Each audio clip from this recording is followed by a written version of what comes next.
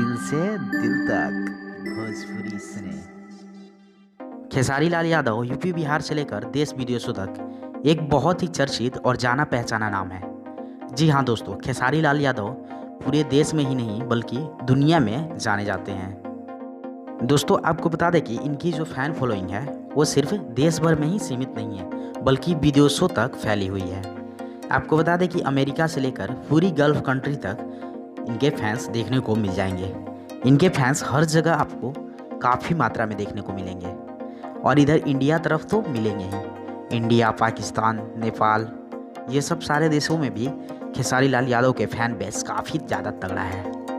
मतलब कि इन सभी जगहों पे खेसारी लाल यादव के श्रोता काफ़ी ज़्यादा हैं।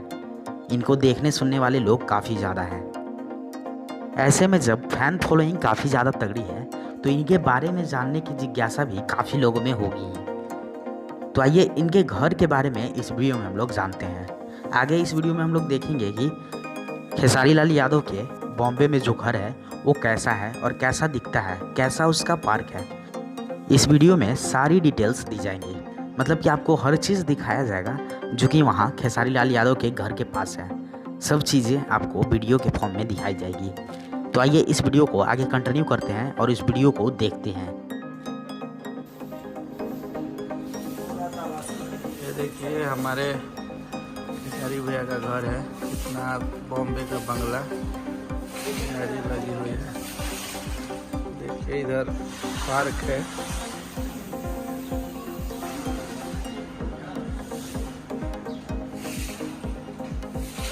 तो देख सकते हैं भैया इधर बैठे हुए हैं।